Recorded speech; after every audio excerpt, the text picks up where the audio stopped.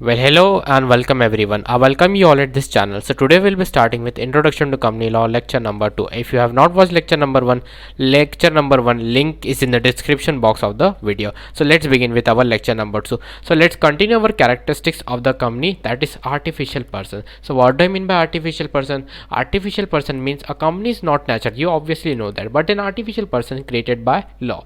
How it is created by law? By registering under an act. Okay, now it acts through human beings, but what kind of human beings through it acts? Only through the designated human beings a company acts. Okay, as a legal person which can enter into contracts that we studied in corporate personality, possess property in its own name, sue and can be sued by others etc.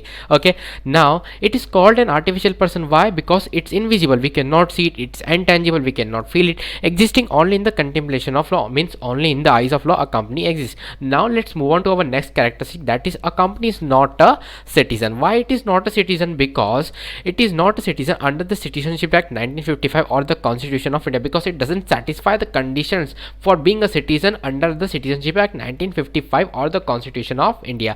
Fundamental rights enriched in the Constitution for protection of a person, e.g. right to equality, are also available to the company. Like some fundamental rights available, but not all the fundamental rights are available to a company, because it is not a citizen under the eyes of law. Okay, now let's move on to our next characteristic, that is nationality and residency. What do I mean by this? A company cannot be citizen but can have a domicile, nationality and residency.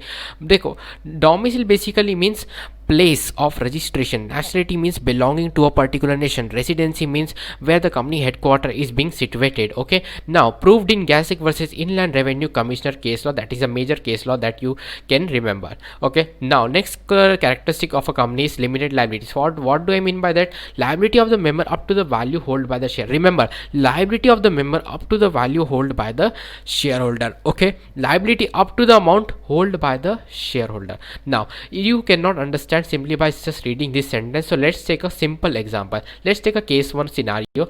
Let's say a company issued shares worth of 1000 rupees per share. You had 1000 rupees, you invested in the company, hence there is a no liability of you for being an outstanding amount on the share. Okay, now let's take another scenario. Same case, company issued 1000 rupee worth share, per share price was 1000 rupees, you had 500, you invested 500, now the liability is equal to 500. Now can I say that you have a liability to pay 500? Now remember the words liability up to the amount on the shareholdings means a member can only have liability on the unpaid amount on share, otherwise no member can have a liability. Means up to the amount of shareholding, if you have not paid any amount due on the shares, then you will have liability on the company, otherwise you will not have liability. That is we discussed in case number 1. If you have not got the concept, please repeat the video, you can easily get the concept. If I have not paid any amount on my shares that is due, then there will be liability of a member. If not, there is no outstanding amount on share, then there will be no liability.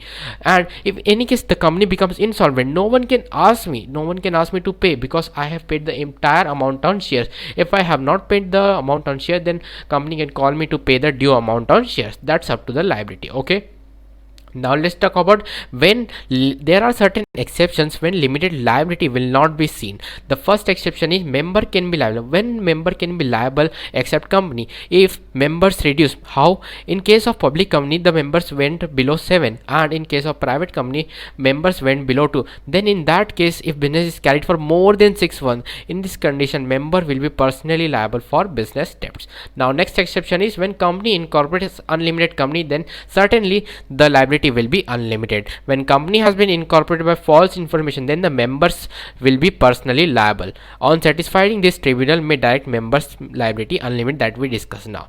Now when company purpose was to defraud creditors, then up to the members will be personally liable. Okay, that is the last exception of limited liability as per section 75 subsection 1, where a company fails to repay the deposit. For example, the company is receiving the deposits or any interest thereon referred to in section 74, means a company is receiving deposit, and in exchange of that, if it has to return the deposit and if it has to return the interest, if it is failed to do that, then in that case members will be personally liable. Their private assets can be touched to pay off it. Okay, with and if in any case if it's also also found that the company was involved to defraud the depositor or for any fraudulent person, then limited liability will not be seen. Okay, and lifting or pricing through corporate will can also be applied. So that's it for today's guys. I hope you like the video. That's it for today's guys. So soon notes will be also be reached. So that's for now. Okay, goodbye guys.